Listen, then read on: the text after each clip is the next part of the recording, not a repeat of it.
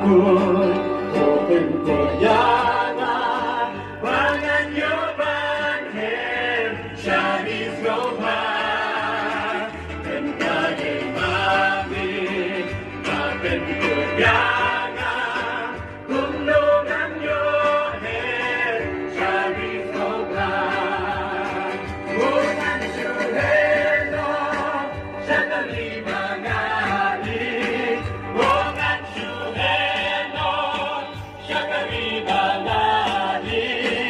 Nagwa Banyashe, Yisubaya, Yisubaya, Jingmen Magando, Junong Manda, Zimbabwe, Open Koyana,